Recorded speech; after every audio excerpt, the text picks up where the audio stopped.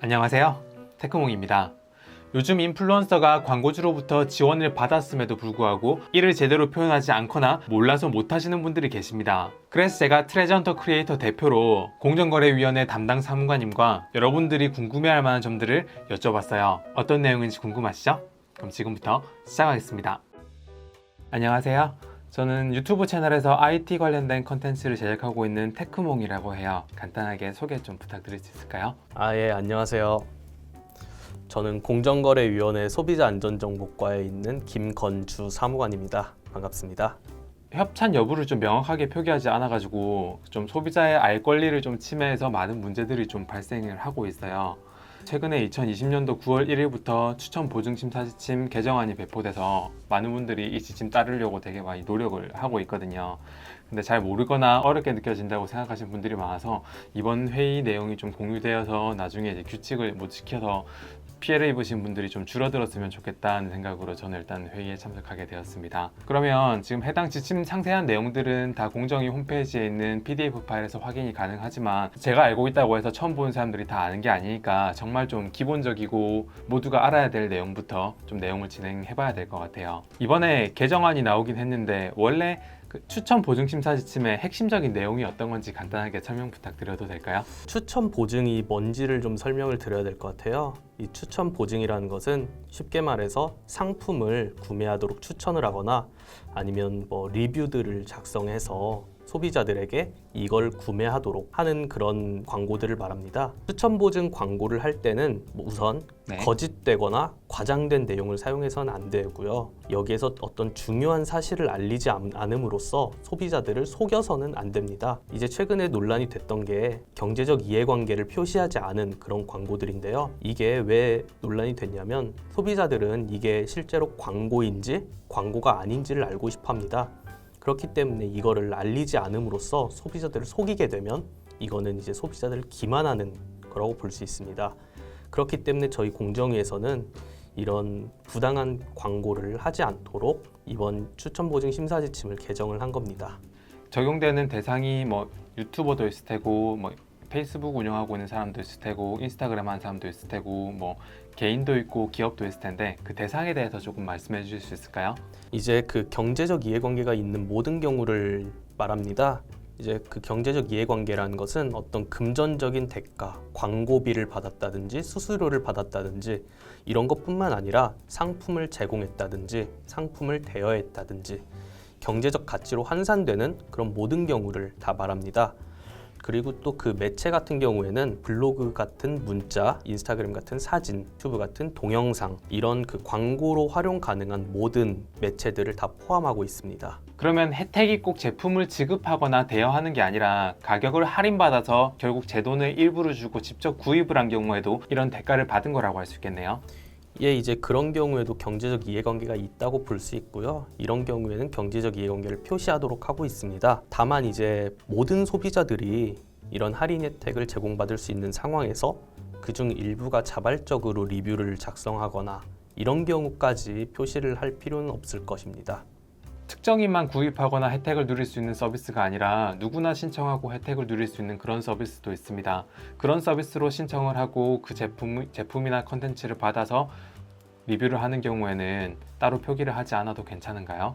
자발적으로 리뷰를 하는 경우라면은 문제가 되지 않을 수 있는데 특정 집단에게만 어떤 혜택을 부여한다든지 모두가 혜택을 볼 수 있지만 특정 집단에게 더 많은 혜택이 주어진다든지 이런 경우에는 또 문제가 될 수 있습니다.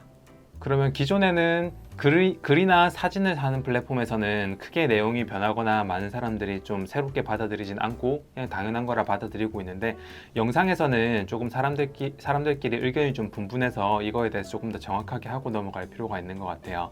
지금 유튜브 영상에서는 영상 내에 표기하거나 제목에 표기하거나 이렇게 권장을 하고 있는데 그러면 유튜브 배너 기능을 이용했을 때는 따로 제목이나 본문 내용 안엔 표기를 하지 않아도 되는 건가요? 광고 포함이라는 배너를 사용하게 되면 제목이라든지 유튜브 영상 내 자막을 추가적으로 들어갈 필요는 없습니다. 다만 이제 그 유튜브 유료 광고 포함이라는 배너가 첫 부분에만 나타나기 때문에 중간 부분이나 끝 부분에는 추가적으로 할 필요는 있을 것 같습니다. 유튜브 배너 기능을 이용하게 되면 영상을 처음에 켜자마자 약 20초간 화면 위에다가 배너 광고가 유료 광고 포함이라고 떠 있습니다. 그럴 경우에는 영상을 중간으로 스킵해서 보거나 영상을 끝까지 이렇게 넘겨가면서 봐도 20초간 계속 떠 있는데요. 중간중간에 넣는 거는 권장한다고 생각하면 될까요? 아니면 중간에 넣는 거를 하지 않으면 문제가 될 소지가 있다고 생각해야 될까요? 일률적으로 문제가 될 수 있다 아니면 문제가 되지 않는다라고 할 수는 없을 것 같습니다. 소비자들의 다양한 시청 패턴들을 고려할 때 해당 기능이 중간을 포함시킬 수 있는지에 대해서는 뭐 영상 길이 아니면 영상 내용, 주된 시청자들의 어떤 패턴들 이런 것들을 고려해서 사후적으로 판단을 해야 되기 때문에 중간에 반복적으로 좀 더 표시를 한다면 소비자들이 더 쉽게 알 수 있다는 점에서는 추가적으로 중간 부분에도 표시하는 것을 좀 권합니다. 실시간 방송 같은 경우에도 유료 광고 배너 기능을 포함하게 되면 처음에도 켜지고 중간부터 들어와도 계속 볼 수 있고 뭐 그렇게 계속해서 들어오자마자 20초간 볼 수 있긴 한데, 그럴 경우에도 유료 광고 배너 기능 하면서도 중간중간에 유료 광고임을 표기하는 걸 라이브 방송에도 똑같이 적용하면 될까요? 동영상과 마찬가지로 이해하시면 될 것 같습니다. 결국에는 그 유료 광고 포함이라는 기능을 사용했다고 해서 중간에 반복적으로 추가적으로 더 안 해도 된다라고 생각하시는 것보다는 더 추가를 해주시는 게 더 소비자들에게도 정확한 정보를 제공할 수 있다고 생각합니다. 그리고 영상마다 5분에 한 번씩 반복해야 된다라고 얘기를 해서 많은 분들이 이 시간이 정확하게 5분마다 해야 되는지에 대한 좀 혼동이 있는 것 같아요. 5분마다 꼭 반복해서 표현을 해야 되는 건가요? 이제 그 5분 심사지침 규정 안에 있는 5분이라는 게 어떤 절대적인 기준이 아니라 하나의 예시입니다. 그렇기 때문에 소비자의 어떤 시청 패턴을 고려해서 자율적으로 표시 주기라든지 표시 횟수, 노출 시간 등을 정할 수 있을 것입니다. 결국 소비자들이 충분히 알 수 있도록 표시했냐가 관건이라고 볼 수 있습니다. 그러면 영상에 표기할 때 뭐 유료 광고 포함이라고 해도 되고, 뭐 제품을 지급받았다 뭐 이렇게 정확하게 표기를 해도 되고, 뭐 AD라고 이렇게 표현하게 되면 좀 모호할 수도 있는데 어떻게 표현하는 것이 조금 더 올바른 방법일까요? 이제 모든 경우에 뭐 광고, 유료 광고 포함 이런 걸 사용하면 전부 다 적절할 수 있고요. 그리고 그런 게 아니더라도 어떤 제품을 협찬받았으면 제품 협찬이라는 표시를 명확하게 하거나, 아니면 뭐 제작비를 지원받았으면 제작비 지원, 이렇게 그 경제적 이해관계를 그냥 있는 그대로 소비자들에게 알리도록 하면 문제 없습니다. 처음 말고 중간 유료 광고 배너 기능을 사용하고 중간에 넣는 시간 같은 경우에는 뭐 1초면 된다, 5초면 된다 이런 정확한 시간이 없이 좀 자율에 맡기고 있는 걸로 제가 알고 있는데요. 혹시 이거에 대해서 조금 추가 설명해 주실 수 있을까요?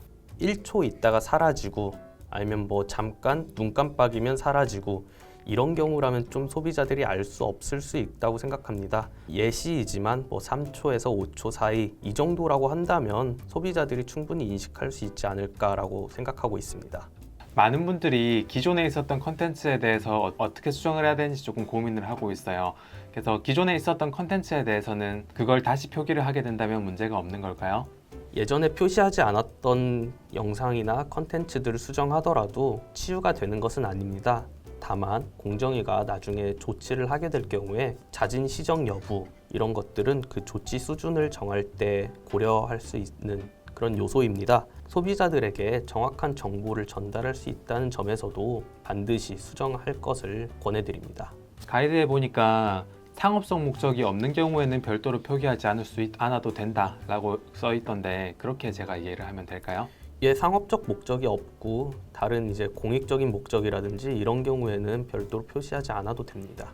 광고 주체가 국가나 지방자치단체일 경우에는 표기를 어떻게 해야 되나요?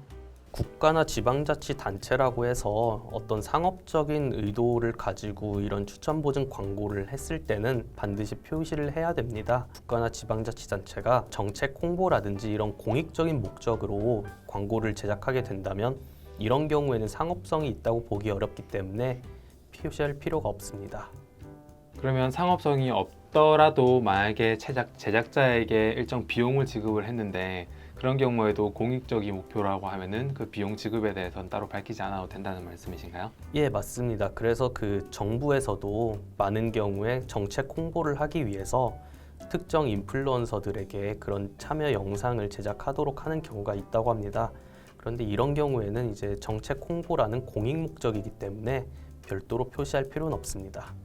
그러면 인플루언서가 자기가 직접 만든 제품의 경우에는 어떻게 되는 건가요? 이제 예를 들어서 테크몽님의 굿즈를 만들어서 이거를 추천을 하거나 후기 영상을 제작하거나 이런 경우엔 당연히 광고라는 것을 소비자들이 알기 때문에 이런 경우까지 표시할 필요는 없습니다.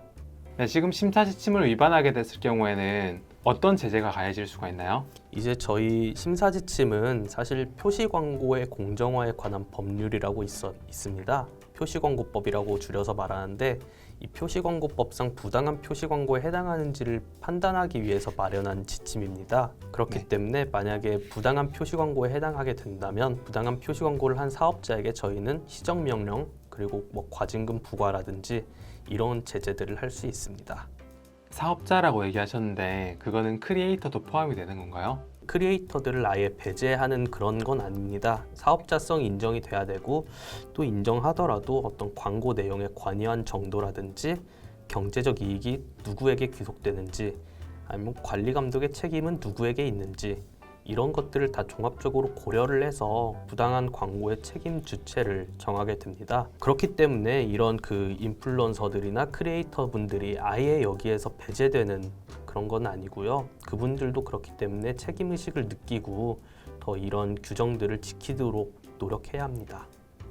이번 공정위와 한국인플루언서협회 그리고 MCN협회에서 진행하는 클린 캠페인에 대해서 간단히 소개 좀 부탁드립니다. 예, 이제 이번 캠페인은 클린 컨텐츠 캠페인이라고 합니다. 한국인플루언서 산업협회, 한국MCN협회 그리고 한국인터넷광고재단이 같이 하고 저희도 이제 지원을 하는 그런 캠페인인데요. 최근에 SNS상에서 부당 광고들이 많았잖아요. 그래서 이런 것들을 좀 방지하고자 저희 표시광고법 그리고 추천보증 심사 지침 규정들을 좀 상세하고 쉽게 알리고 또 이러한 규정들을 좀 지켜달라고 홍보를 하기 위한 그런 캠페인입니다. 그래서 앞으로 어떤 인플루언서나 크리에이터 분들이 이런 그 규정들을 자율적으로 이런 규정들을 준수해 나가는 그런 문화를 정착시키고 또 확산시키기 위해서 저희가 진행하는 거니까 앞으로 많은 관심과 참여를 부탁드립니다.